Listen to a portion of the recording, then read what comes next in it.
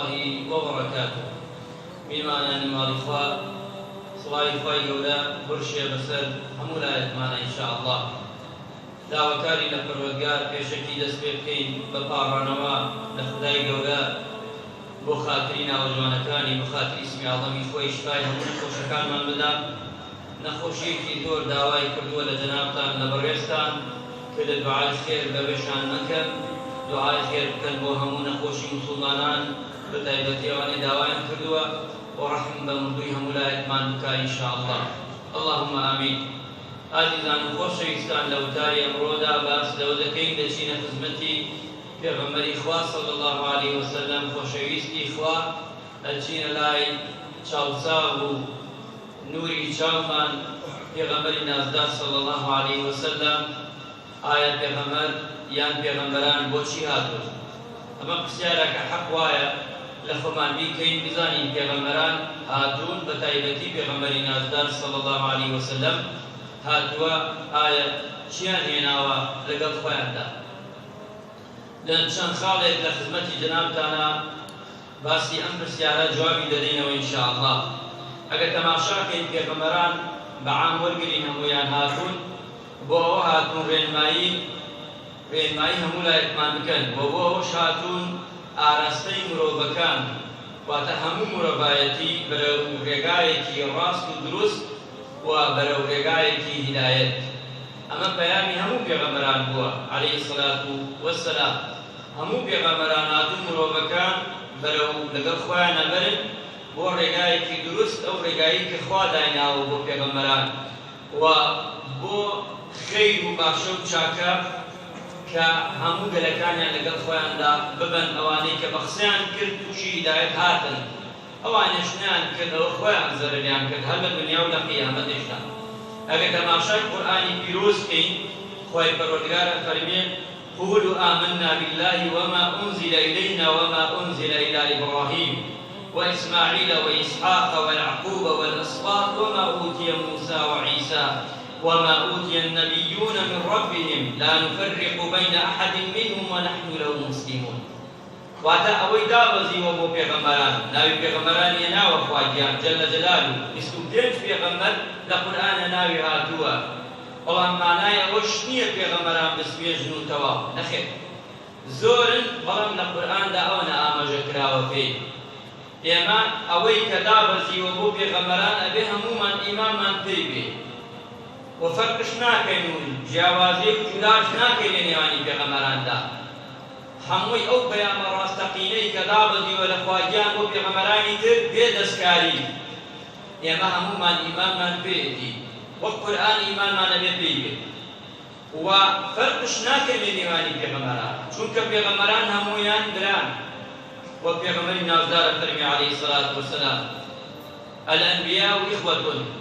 پێغەمبەران هەموویان بران، پەیامەکانیانش برای یەکتری، تەواوکەری یەکن، کەواتە پەیامی پێغەمبەران هەمووی بۆ چاکە و باشەی خەڵکی هاتووە. هەر گەلێک هەر قەومێک بە قسەی پێغەمبەرەکەی کردبێ سەرفرازی دنیا و قیامەت دەبێت. هەر گەلێک و هەر قەومێک ئەگە بە قسەی پێغەمبەرەکەی نەکا، خوا سەرفرازی دنیا و قیامەت چی ناکات. ئەمە پێغەمبەران هەموویان پێبڕا. ئایا پێغەمبەری نازدار صلی الله علیه وسلم هاتووە بچینە سەر ئەو خاڵە؟ چیمان پێڵێ پێغەمبەری خوا صلی الله علیه وسلم؟ یەکەم هاتووە بۆ ئەوەی پێغەمبەری خوا فێری چیمان بکە؟ فێری خواپەرستیەکی ڕاست و دروست دوور لە عیبادەتی مەخلوق. ئەمە هاتووە بۆ ئەمە بەندەکان دەرکا لە گۆیلەی بەندەکان، واتە لە عەبدی عەبدایەتی بەندە بۆ عەبدی خوایەتی. پەیامی ئیسلام و پێغەمبەر هاتووە بۆ ئەمەیە صلی الله علیه وسلم. کۆیلە نەمێنێ، ئەم کۆیلانە خۆیان بدۆزنەوە کە حەق و مافی خۆیان هەیە لەسەر زەویدا، وەخوا یەکشەیە کە ئەبێ عیبادەتی بۆ بکەن. خوای گەورە داوامان لێ دەکا کە خواپەرستیەکی ڕاست و دروست و دوور لە هەموو شیرکێک و هەموو هاوبەشێک دانانی. یەکەم پەیامی پێغەمبەران ئەمەی گەرەکە، پێغەمبەری خوا صلی الله علیه وسلم لەگەڵ پێغەمبەرانشدا لە من و تۆ ئەمەی گەرەکە: وما أرسلناك من قبل من رسول إلا نوحي إليه أنه لا إله إلا أنا فاعبدون. لا ئیلاهە هیچ خوایەک نییە، یعنی نەفی دەکەین ئەبێ لەو شەی شایەتمان ئینسان تێبگا هیچ خوایەک نییە.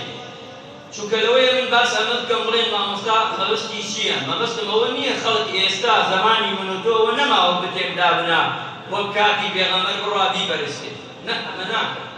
بەڵام خەڵکی ترمانەیە بەڕێگای جیاوازتر خوای تری هەیە لە دنیادا و بەڵام خۆی شتی پێ ناکە و گومانی پێ ناکە وا ئەزانێ خوانیە، بەڵام ئەگەر سیارە سێر کار و کرداری کەی خوایە نەعوذ بالله. ئەگەر یەکێک سەتاسەد خۆشت گەرەک بێت و یەکێکش لەبەر خاتر ئەو هەموو شتێک بێت و لەبەر خاتری ئەو خۆت بدەیتە کۆش، لەبەر خاتری ئەو هەموو شتێ بکەی لەسەر دنیادا و لە پێناوی ئەودا هەموو شتێ بکەی، ئەو سیفاتانەی بۆ خوا جەل جەلالوهو دروستە بیدەیتە پاڵی ئەم شەخسە، ئەوە ئەو کەسە لای تۆ خوایە نەعوذ بالله. بانەوێ نابینێت خوا. خەڵکەیە شەخسێکی کردووەتە خوا ئاگای لە خۆی نییە. چەندها کەسمانەیە بۆ نمونە پارەیە لای نەعوذ بالله، پارە هەموو شتێکە لای، هەیمانە ماڵە، هەیمانە قەسر و قوسوورە، هەیمانە موڵکی دنیایە، هەیمانە حزبەکەیەکی، هەیمانە مەسئولەکەیەکی، هەیمانە دەسەڵاتدارەکەیەکی، ئیتر هەمووی کە دەڕوا. ئەگەر ئەو سیفاتانەی خوا جەل جەلالوهو داتە پاڵی شەخص ئەوە کردەتە خوا، با ناوێنێنەی خوا نەعوذ بالله، با ناوێنێنەی. ئەبێ ئینسان وریابێ نابێ خۆشەویستی خوا هیچ خۆشەویستیە بگەیتە خۆشەویستی پێغەمبەر و نابێ هیچ خۆشەویستیەکش بگەیتە خۆشەویستی خوا. ئێمە بۆ پێغەمبەرمان خۆشگەرەک لەبەر خوا، خوا ئەمرمان پێیەکا پێغەمبەرمان خۆشگەرەی و پێغەمبەرانمان خۆشگەرەک بێت. هەر کەسێک کە خوا ئەمری پێ کردووی لەبەر خوا خۆشمانگەرەک بێت. بەڵام ئەگەر کەسێک لەبەر خوا نەبێ، کەسێکت خۆشگەرەک بێ، ئەگەر لەبەر خواش بێ بیبێیتە ئاستی خوا، خوا قەبوڵت لێ ناکات. ئەو خۆشەویستیە قبول نییە، ئەبێ ئینسان ئیماندار وریابێ. ولقد بعثنا في كل أمة رسولا، لە هەر گەلێک قەومێک ئومەتێک پێغەمبەرێکمان ناردووە.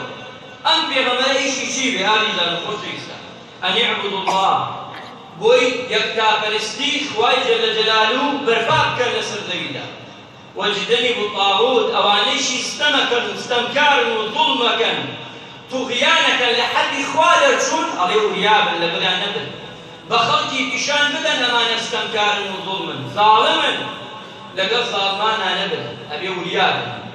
پەیامی خوا هەموومان پێڵێ واتە عیبادەتێکی دروست و لەگەڵ کەسێکی ستەمکارش نەبین، وریابین ئازیزان و خۆشەویستان. عەبدوڵای کوڕی مەسعود دەفەرمێ ئەگەر ئینسانی 70 ساڵ عیبادەتی خوا بکە لەکوێوە؟ لە ماڵی خوا، پیرۆزترین ماڵ کەعبەیە، لە باڵی کەعبەدا کە بە نوێژێکی بە چەند هەزاران نوێژ 70 ساڵ بە لێواری کەعبەدا خۆی هەڵواسێ عیبادەت کە، ئەگەر لەگەڵ زاڵما بێ ئەوە نەی پوشێک سادەی نییە، ئەوە نەی پوشێک.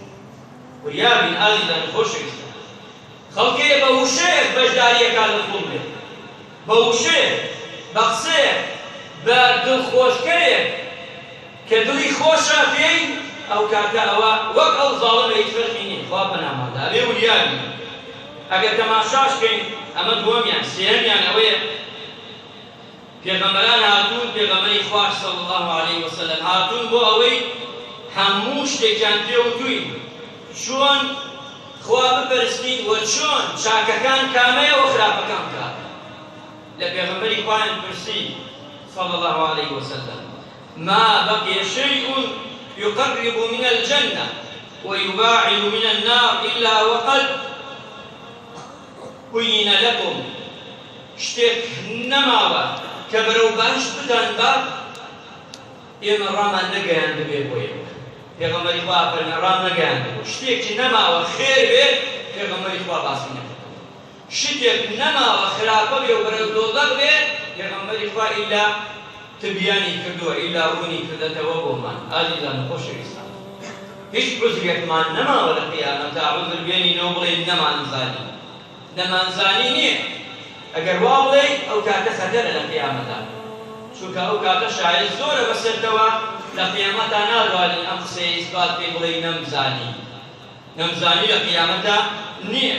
خاڵی چوارەممان پێغەمبەری خوا فەرمی عەلەیهی سەڵات وەسەلام ئەمەنە ئاگادارم کردەتەوە ئومەتەکەم، بەینی من و ئومەتەکەم ئەگەڕێتەوە بە قیسەیە، ئەڵێوە شەوێکی تاریکە، شەوێکی تاریکە دنیا ڕۆشنایی نییە ئیلا گڵۆبێک نەبێت یان لەمپەیەک نەبێت ڕۆشنایەکی وچووکە.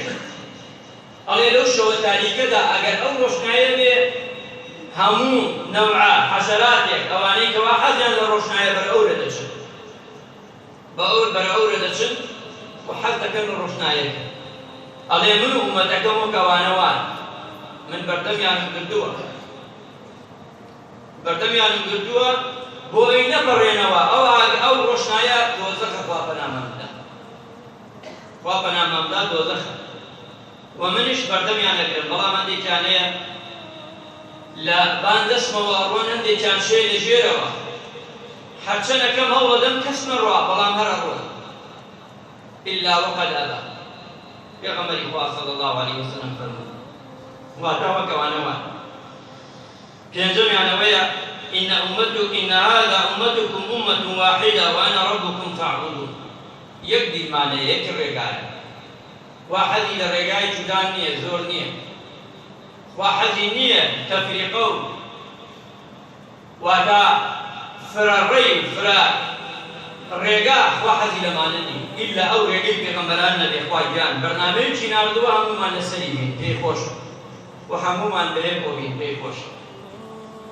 شەشەمیان ئەوەیە پێغەمبەران بانیان کردوین بۆ ڕەوشتی جوان ئاکاری شیرین ڕەوشتی بەرز وەک پێغەمبەری خوا فەرمی عەلەیهی السەلات وەسەلام هەر کەسێ ڕەوشتی بەرز بێ لە قیامەتا لە منەوە نێزگە